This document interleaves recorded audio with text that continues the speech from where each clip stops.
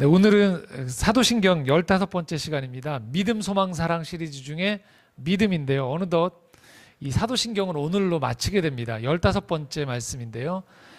나는 몸의 부활과 영생을 믿습니다 라고 얘기했습니다. 굉장히 긴 여정, 한 넉 달 가까이 되는 여정 가운데서 우리가 이 믿음이 과연 무엇인가, 우린 뭘 믿는가에 대한 얘기를 했는데요. 이 맨 마지막 지점, 오늘 지점이 제일 중요하면서도 사실 어려운 부분입니다. 그리고 교회 생활을 오래 했다고 이야기하면서도, 신앙생활을 오래 했다고 하면서도 이 부분들을 제대로 숙지가 안 되어 있어서 세상을 살아가는 기독교인들의 모습이 상당히 왜곡되어 있는 모습들이 많습니다. 중요한 말씀이죠. 오늘 이렇게 말씀하고 있습니다. 나는 몸의 부활과 영생을 믿습니다 라고 표현하고 있습니다. 한 구절 한 구절이 다 중요한데요. 일단은 우리가 제일 눈에 들어오는 단어가 바로 이걸 겁니다. 영생. 영원히 산다는 건데요. 자, 이 영생에 대한 두 가지 잘못된 개념이 있습니다.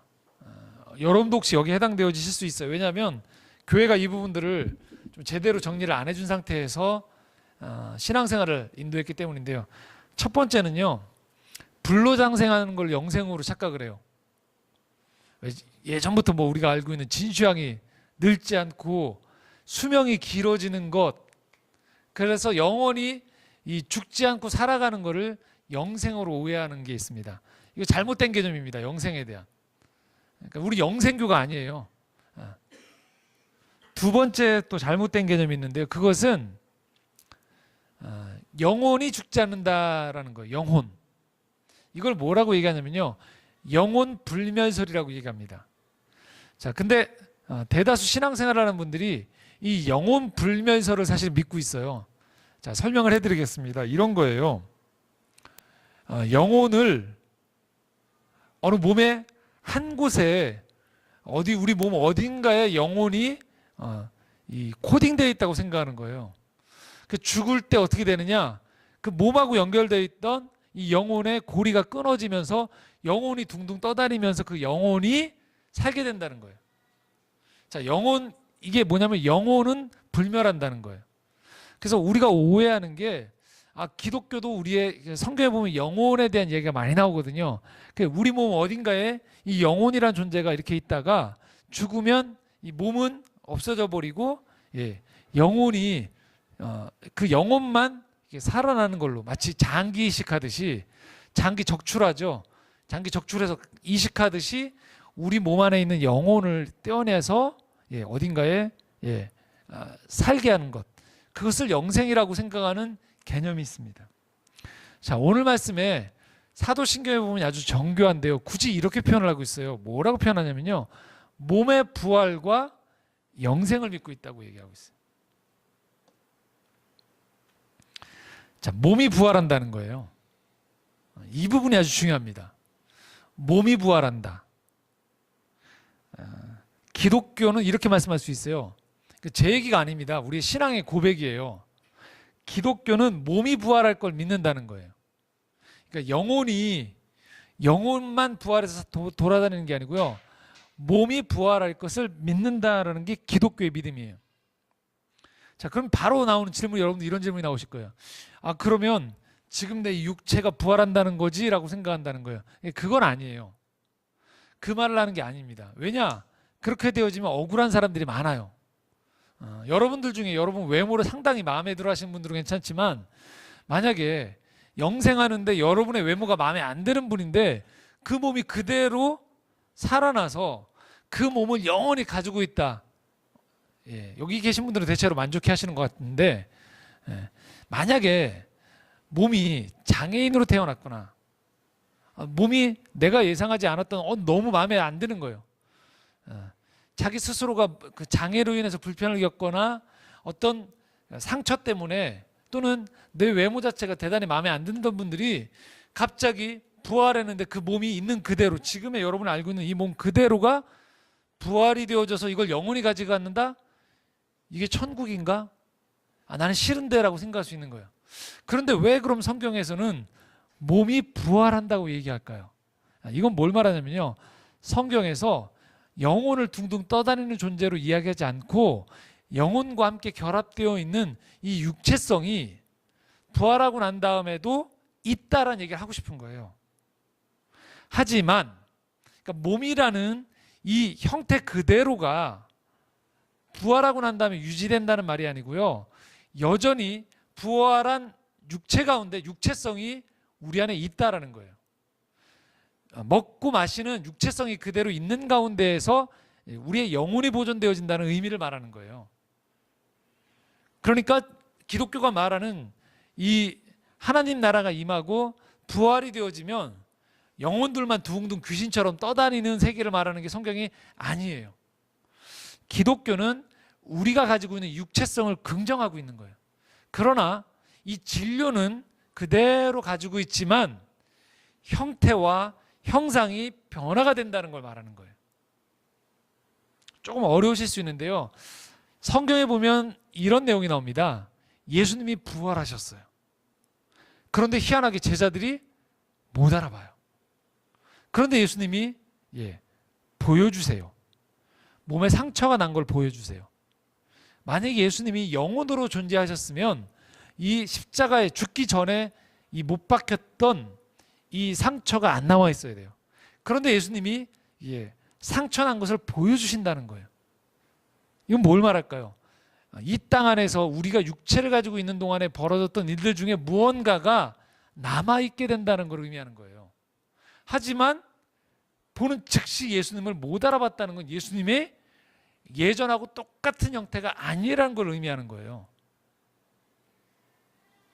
그런데 그 몸은 또 하나 특이한 건 제자들이 문을 닫고서 다락방에서 기도하고 있을 때 분명히 성경에 문이 닫혀 있다고 했는데 예수님이 그 가운데 나타나셨다는 걸 얘기해요. 그러니까 지금의 우리가 3차원에 살면서 이 출입문에 부딪히듯이 문이 벽이 있으면 움직이지 못하듯이의 형태는 아니란 걸 말하는 거죠. 그럼 성경이 정확히 뭘 말하느냐? 이것만 얘기하는 거예요. 육체성을 가지고 있지만 지금에 가지고 있는 육체와는 다른 형태와 다른 성격의 육체를 우리가 갖게 되어진다는 걸 말한다는 거예요. 그럼 어떤 육체일까요?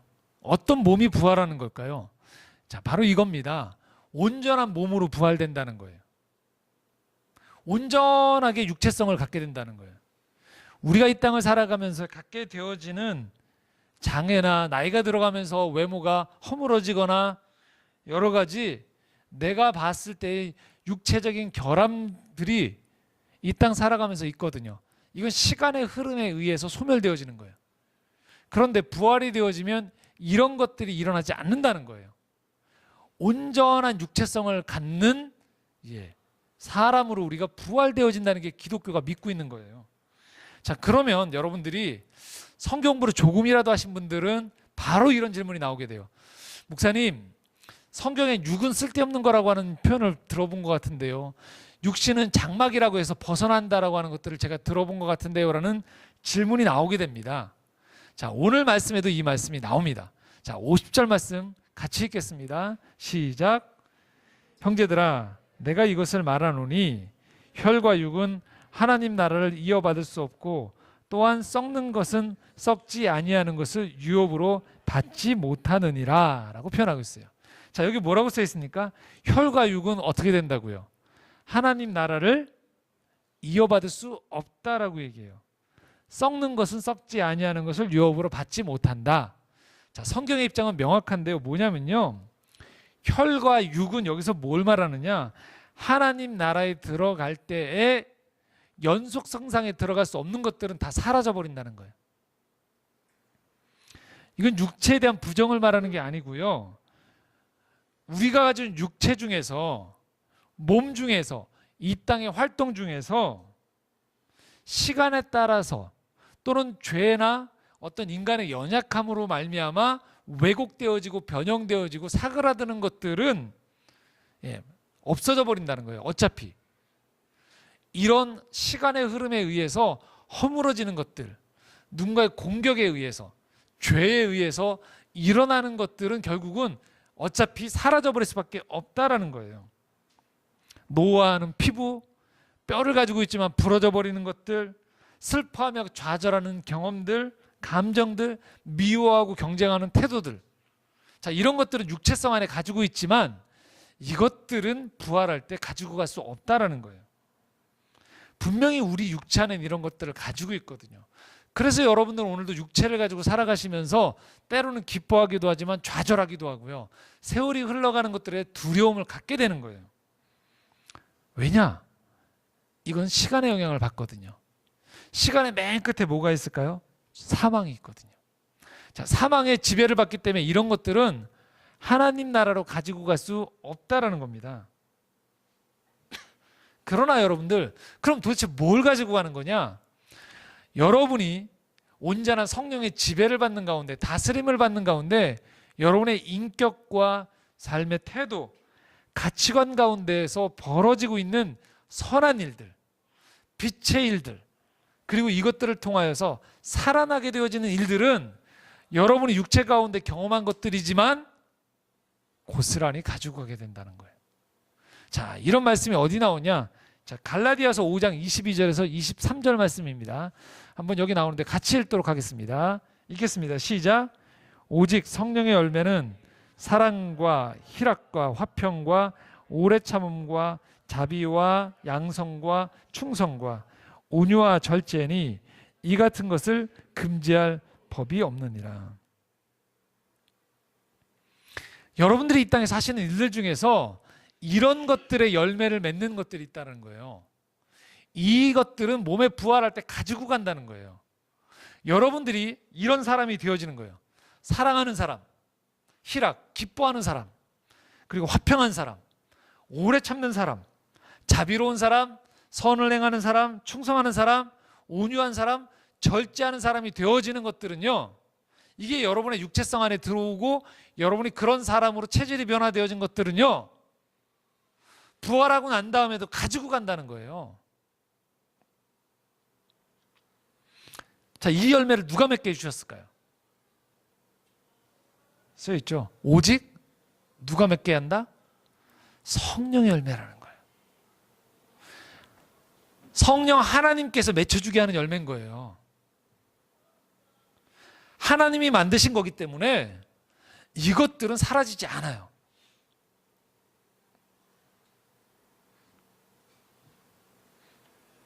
그래서 우리가 이 땅 살아가는 가운데에서 사랑해야 되고 희락을 경험해야 되고 그걸 추구해야 되는 이유가 왜 그러느냐? 여러분, 기독교 신앙도 이걸 오해하면요, 이런 차원으로 자꾸 낮아져요. 어떤 차원이냐면요, 여기 나와 있는 성령의 열매를 이 정도로 생각하는 거예요. 누군가를 도덕적으로 잘 대해주는 정도로 자꾸 그 기독교를 가치를 낮추는 거예요. 예쁘게 살아야지, 싸우지 말아야지, 누가 삐지지 말아야지, 이런 게 기독교가 아니에요, 여러분. 이 정도는 다른 종교에서도 일어난단 말이에요. 이 정도 자기 수양을 하면요. 기독교에서 말하는 것은요, 영혼의 차원의 세계에 들어갈 때 시간의 흐름과는 전혀 다른 차원, 3차원과는 전혀 다른 차원으로 들어갈 때 그 차원 안에서 일어나는 것들을 이 땅에서 하는 것들을 말하는 거예요. 그런 것들을 해낼 줄 아는 사람을 말하는 거예요. 우리 몸을 가지고서 소멸해 갈 만한 것들의 시간을 다 쓰지 말고 우리에게 주어진 유한한 시간을 가지고서 영혼의 세계에서도 여전히 유효한 것들, 그것들을 지향하며 살아가라는 거예요. 여러분, 오해하지 않으셔야 됩니다. 그래서 기독교가 믿는 믿음은요, 환생이 아니에요. 불연속성과 연속성을 같이 갖습니다. 그러니까 사라져버리는 것들이 있어요. 이건 불연속이에요. 하지만 가져가는 게 있단 말이에요. 이건 연속성이에요. 그래서 기독교의 믿음은 환생이 아니고요, 이런 표현을 쓰는 거예요. 여러분이 가진 것들 중에서 영원한 세계에 가져갈 수 있는 것들은 가져가기 때문에 성경이 표현하는 몸의 부활은 뭐냐면요, 옷을 입는다는 표현을 쓰는 거예요. 여러분 안에서 여전히 육체성을 갖되 영혼의 세계에서 유효한 것들은 주님이 주시는 새로운 부활의 옷을 입으면서 덧입게 되어지는 거예요. 사라져버리는 게 아니란 말이죠. 자, 그 말씀을 오늘 51절부터 53절에 이렇게 표현하고 있습니다. 51절 같이 읽겠습니다. 시작. 보라, 내가 너희에게 비밀을 말하노니 우리가 다 잠잘 것이 아니요 마지막 나팔에 순식간에 호련히 다 변화되리니 나팔 소리가 나매 죽은 자들이 썩지 아니할 것으로 다시 살아나고 우리도 변화되리라. 이 썩을 것이 반드시 썩지 아니할 것을 입겠고 이 죽을 것이 죽지 아니함을 입으리로다. 자, 표현을 잘 보십시오. 환생이라는 표현을 쓰지 않고 있어요. 완벽하게 새롭게 된다는 표현을 쓰지 않고요. 지금 부활을 얘기하면서 어떤 구절을 쓰느냐, 52절을 보면 이렇게 51절, 52절 반복되는 단어 한 가지가 있습니다. 어떤 단어일까요? 변화입니다. 쓸데없는 것들은 사라져버리지만 가지고 갈 만한 것들은 뭐 한다는 거예요? 가지고 가는 거예요. 연속이 되는 거예요. 그래서 변화가 된다는 표현을 쓰는 겁니다. 53절엔 그리고 그 썩지 않은 것, 썩지 아니할 것들을 가지고 뭐 한다? 우리가 입게 된다는 거예요. 이게 몸의 부활인 거예요. 이걸 가지고 영혼의 차원에 들어가서 사는 것, 그걸 기독교가 믿고 있다는 겁니다.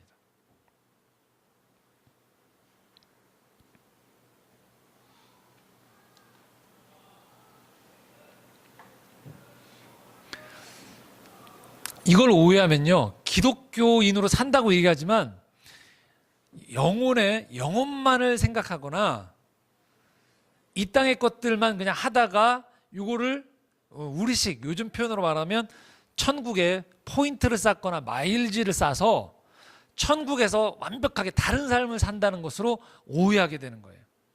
그렇게 되어지면 당연히 기독교인의 삶은 이 땅에서요, 이분법적으로 살게 돼요. 이 땅의 삶은 아무것도 중요하지 않게 되는 거예요.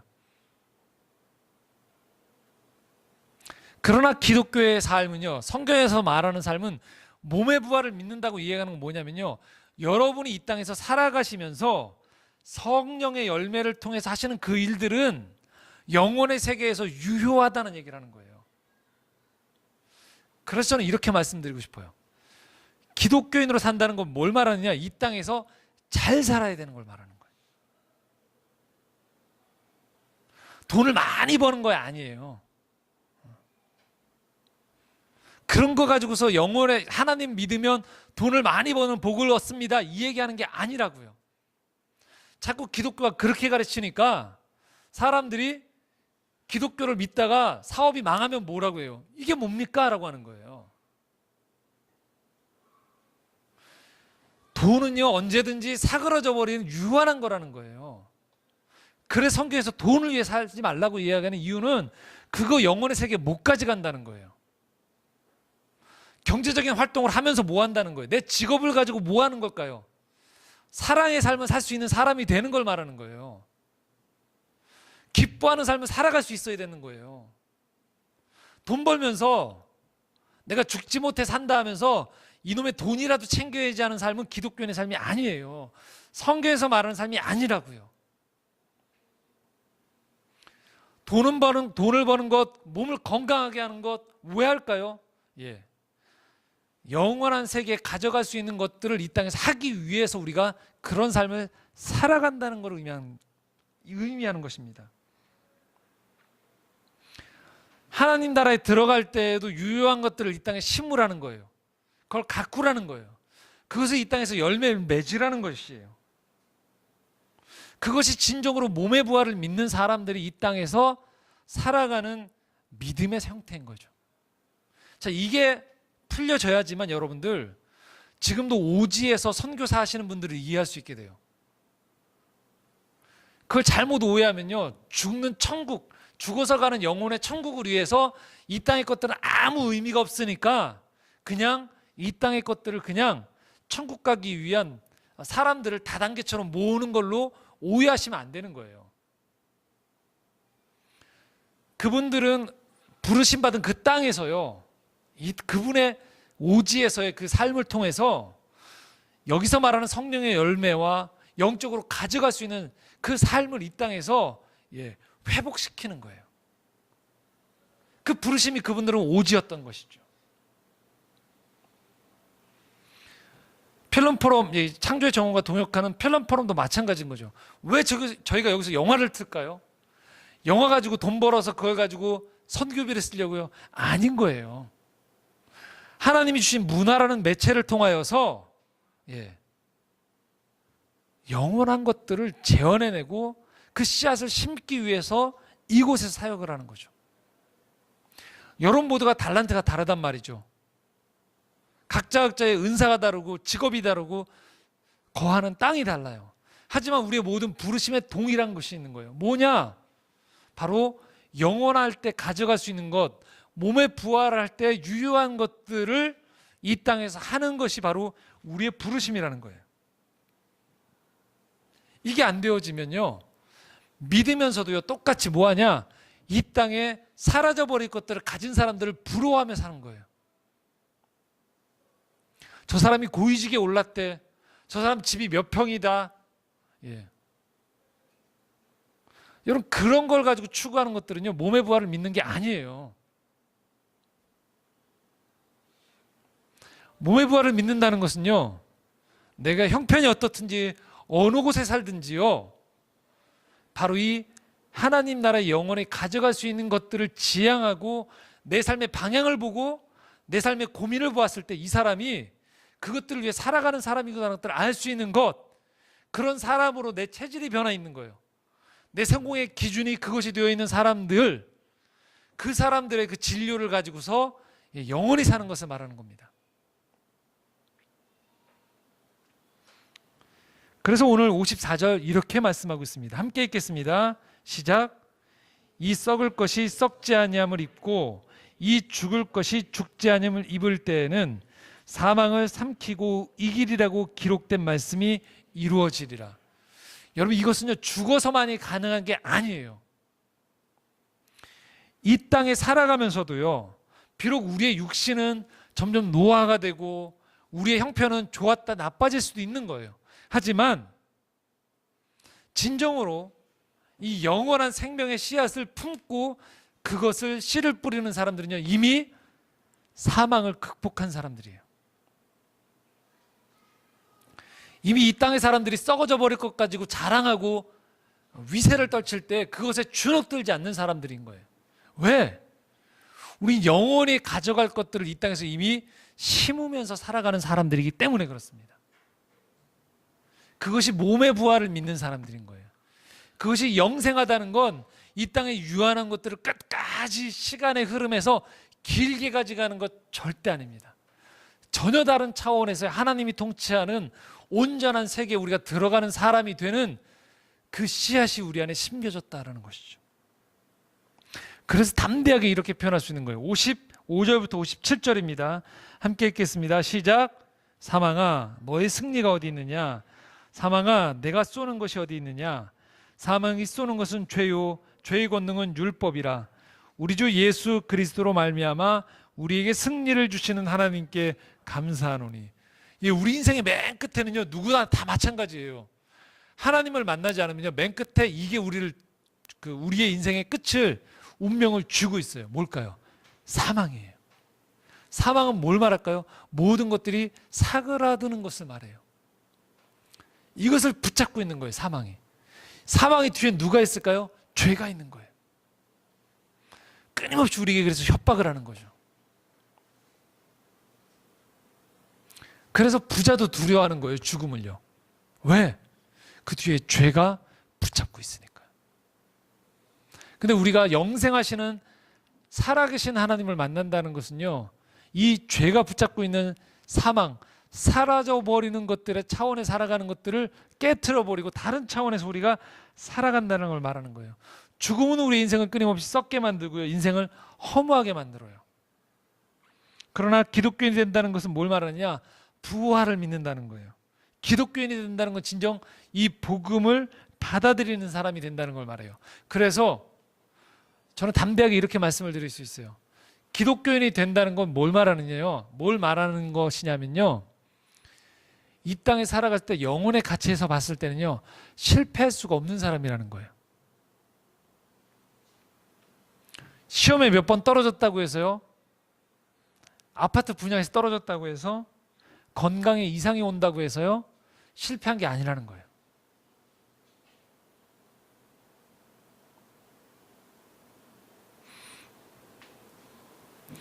제가 오늘도 아침에 오면서 한 20년 전에 들었던 찬양을 들으면서 아침에 창조의 정원 예배를 준비하러 왔었는데요.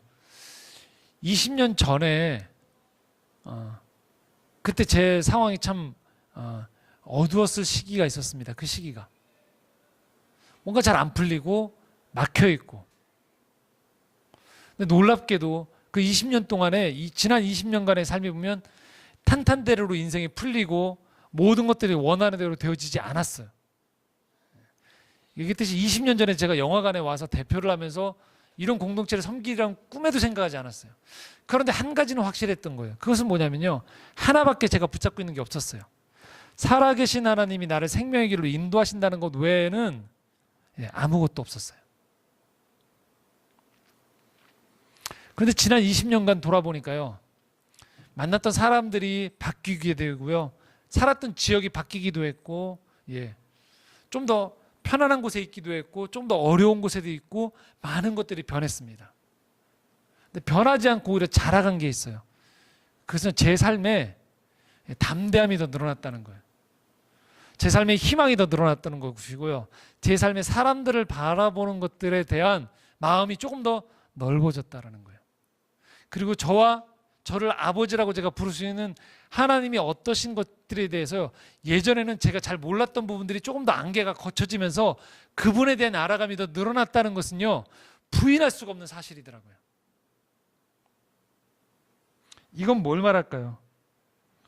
비록 우리 인생은 때로는 슬플 수 있고요, 어두울 수 있고 막막할 수 있어요. 그렇지만, 그리고 우리가 끝이라고 생각하는 그 지점에서요, 생명의 하나님 우리를 붙잡고 계세요. 그리고 우리 이끌어 주신다는 거예요. 내가 먼저 내 생명을 끊지 않는 한, 생명의 하나님이 나를 붙잡고 있는 한, 우리는 끊임없이 이 땅에서 생명의 씨앗이 심겨진 상태에서 비록 우리 눈으로 보기에는 느려 보이지만 점점 생명의 씨앗이 자라가고 있다라는 의미입니다. 그래서 우리가 해야 될 일들이 있어요. 58절 말씀입니다. 함께 읽겠습니다. 시작. 그러므로 내 사랑하는 형제들아, 견실하며 흔들리지 말고 항상 주의 일에 더욱 힘쓰는 자들이더라. 이는 너희 수고가 주 안에서 헛되지 않은 줄 알미라.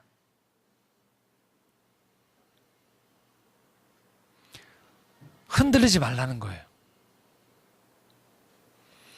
여러분들이 선을 행하다가 사람들한테 오해를 받을 수도 있어요. 전도를 했는데 도리어 사람들에게 비난을 받을 수도 있어요. 믿음 안에 살아본다고 살아가는데 믿음이 아닌 다른 방식으로 살아간 사람이 훨씬 잘 될 수 있어요. 흔들리지 말라는 거예요. 왜요? 우리가 바라보는 것은요, 전혀 다른 차원에서의 몸의 부활을 믿게 이 땅에서 다른 방식의 생명의 길을, 씨앗을 뿌리며 살아가는 사람들이기 때문에 그렇습니다. 그래서 이렇게 표현하고 있는 거예요. 항상 주의 일에 힘쓰는 자들이 되라는 거예요. 자, 이것은요, 그냥 예배당 와서 봉사라는 의미가 아니에요. 기독교적인 이름이라는 형태에 붙여져 있는 거기에 들어가서만 일을 하라는 의미가 아닙니다. 왜냐? 기독교라는 이름을 가지고 있고 목사란 타이틀을 가지고 있고 여러 가지 기독교 심벌을 가지고서 일을 해도요, 그들이 운영되어지는 방식이요, 전혀 생명의 방식과 상반된 방식, 탐욕과 과시하는 것들, 사라져버릴 것들을 과시하고 그것들을 추구하고 있다라면요, 그것은 기독교가 아니에요. 그건 생명의 일이 아니라는 거예요. 그러나 비록 내가 명시적으로 기독교라는 이름을 달지 못하고 살아가는 환경 가운데 있을지언정, 내 직업일지언정, 어느 곳에 있든지요, 여러분들이 이 몸의 부활을 믿으며 오늘 나와 함께 하시는 그 하나님을 믿는 가운데에서 생명의 씨앗을 심고 그대로 말씀 가운데에서 말하는 그 삶의 방향을 향해 여러분들이 나아간다면요, 여러분들 주의 일을 하시는 거예요. 그리고 그 수고는 헛되지 않다라고 오늘 말씀 안에서 우리에게 주님이 약속해 주고 계신 거예요. 여러분, 무엇을 위해서 인생을 투자하시겠습니까? 사라져버릴 것들, 거기에 여러분들의 시간을 보내시겠습니까? 방향을 전환하십시오. 우리는 몸의 부활을 믿는 사람들이에요. 이 땅에서 여러분들이 하는 일들을 가지고서도 의미 있게 살아갈 수 있다고요. 이것이 사라져버리는 것이 아니라고요. 그런데 거기에 생명이 담겨져 있어야 된다는 거죠. 말씀을 마무리하면서 저희 영화관에서 지금 지난주에 개봉했던 영화 한 편을 소개해드리겠습니다. 폴란드로 간 아이들이라는 영화예요. 지난주에도 광고해드렸지만 이번 주 목요일 날 제가 이 영화를 만들었던 추상미 감독과 시네토크를 합니다. 제가 오늘 확인해 보니까 아직 예매할 수 있습니다. 예. 추상미 감독이 크리스찬인데요. 추성웅이라는 아주 우리나라 유명하신 배우의 따님이죠. 배역을 맡아서 연기 활동을 계속했는데요. 인터뷰를 제가 쭉 접하다 보니까 센 역할이 들어온 거예요. 악역이 들어오고 연기를 잘했어요.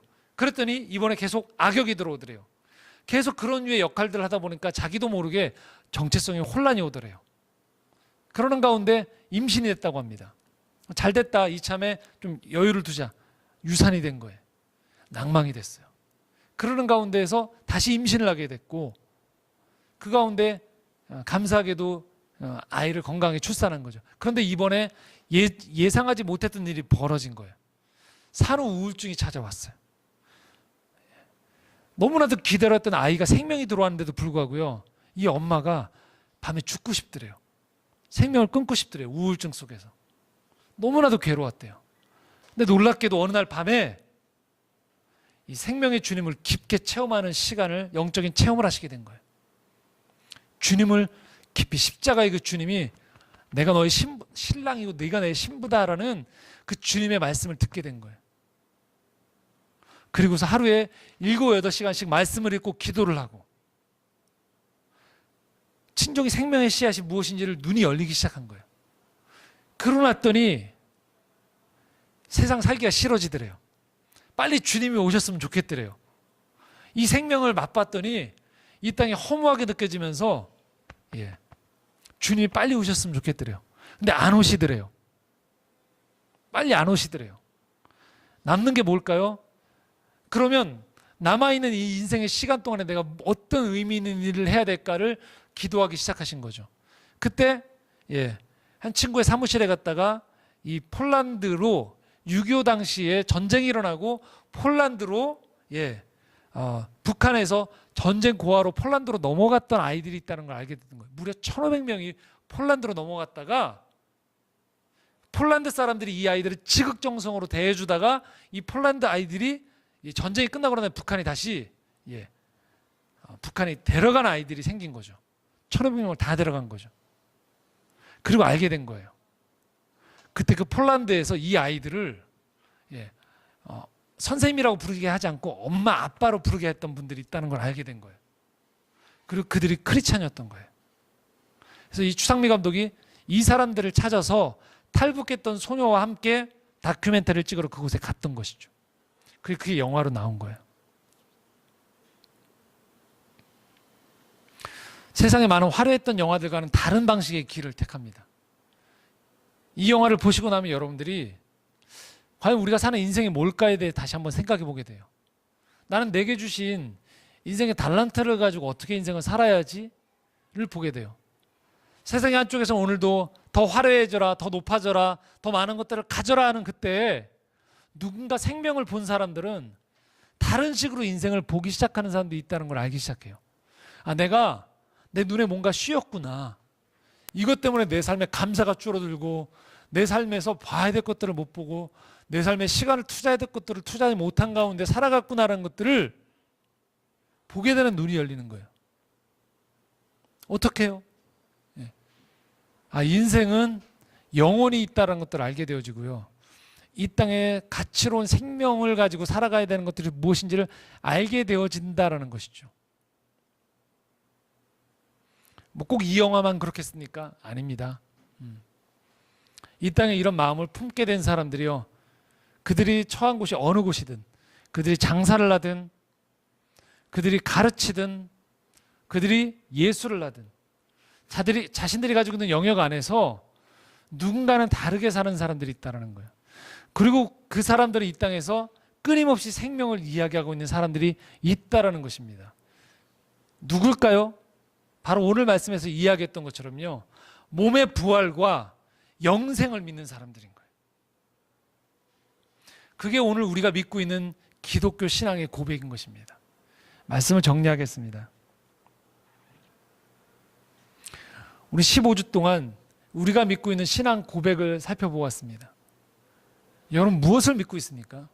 내가 믿고 싶은 것들을 상정해 놓고 이것이 기독교다, 이것이 하나님은 이러셔야 된다고 혹시 주장하지 않으셨나요? 그런데 생명의 주인 되신 하나님, 세상을 창조하신 성부 하나님, 오늘도 인간의 죄와 연약함을 위해서 이 땅에 오셔서 기꺼이 그 모든 죄를 끌어안고 십자가에 죽으사, 그리고 죄와 사망 권세를 깨트리기 위해서 부활하신 예수 그리스도, 그리고 그분이 부활 승천하시면서 이 땅에 보내셨던 우리와 함께 하시는 위로자, 치유자 되시는 보혜사 성령 하나님을, 삼위일체 되신 그 하나님을 우리가 믿고 있는가? 그 하나님을 믿으면서 오늘 우리 안에서 한 걸음 한 걸음 이 믿음과 신앙이 자라가는 것인가? 그것이 오늘 우리에게 주어진 이 믿음의 질문이고요. 그 질문에 우리는 응답할 책임이 있습니다. 그 응답할 때 삼위일체 되신 그 하나님, 오늘도 여러분과 함께 그 믿음에 고백하는 여러분의 삶과 함께 하실 것입니다. 그 은혜가 여러분 가운데 충만히 임하기를 소망합니다. 기도하겠습니다.